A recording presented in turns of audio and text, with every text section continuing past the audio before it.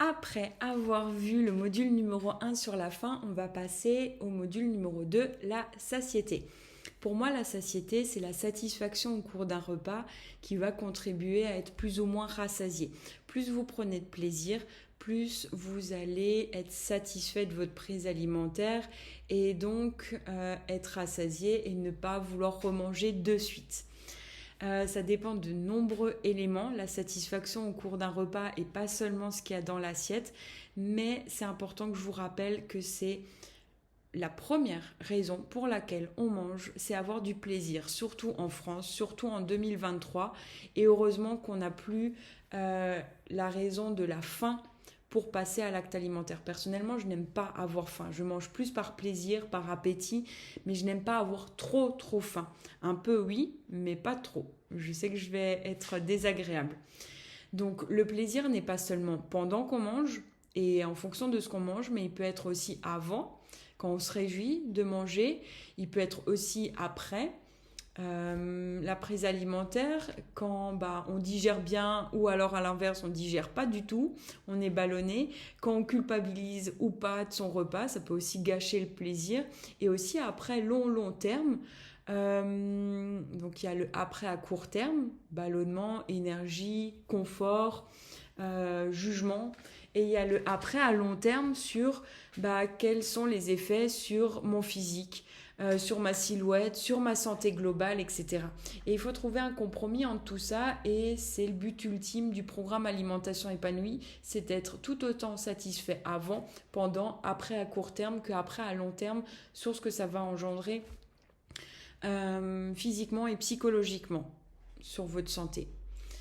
Donc ce qui est intéressant de se questionner là, c'est qu'est-ce que ça vous apporte et qu'est-ce qui vous apporte du plaisir. Est-ce que c'est seulement ce que vous mangez?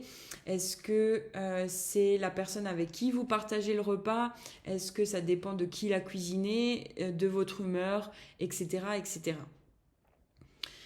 Ce que je voulais rajouter aussi, pour pas m'éparpiller de trop, c'est que dans la vidéo que vous allez découvrir, j'invite à ne pas être sur les écrans. C'est juste pour une ou deux fois, pour observer, ne pas avoir trop de distractions, voir ce que ça amène.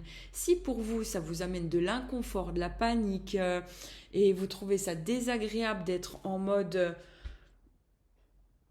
dîner à la chandelle et en solo avec soi-même et son assiette, personnellement c'est le cas. Je n'aime pas manger seule et dans un silence absolu. J'ai toujours l'écran avec moi. Souvent pas le travail, mais une série qui ne parle pas de nourriture. Même si c'est juste pour regarder des bribes 10-15 minutes, mais j'ai appris aussi à jongler au niveau de mon attention. Il y a des moments où je veille un peu plus à ce que je suis en train de déguster, mastiquer, et des fois où je regarde un peu plus la scène de la série. En tout cas, je vous invite pas à être en mode zombie, et je dis pas que c'est bien et que c'est mieux de se passer des écrans pour manger. Il faut trouver qu'est-ce qui vous est propre, à vous de voir. Mais c'est vrai que quand on est en famille, je pense que si j'avais des enfants, je préférerais passer le repas qu'avec eux qu'en compagnie en plus de la télé. À vous de voir. Et certainement, de temps en temps, j'aimerais bien faire un repas canapé devant un film avec les enfants, etc. Donc, vous pouvez jongler. Ce que je vous invite juste à faire, c'est de veiller peut-être à être plus attentif sur 2 bouchées au cours d'un repas, parce que l'attention que vous portez à votre mastication et à la vision de la nourriture que vous portez à votre bouche contribue à être rassasié aussi. Donc 2 bouchées, ça peut être les 2 premières, mais généralement quand on a faim, c'est difficile de ralentir le rythme dès qu'on commence à manger. On est souvent sur une certaine allure, un certain rythme. Par contre, ça peut être 2 au cours d'un repas ou aller les 2 dernières. Les 2 dernières en posant les couverts avant de finir son assiette ou en se disant allez, je recule un peu ma chaise, je prends un peu de recul. J'observe un peu ce qui m'entoure, je m'étire, je reprends un peu d'air et je me remets à table pour poursuivre mon repas. Bon visionnage!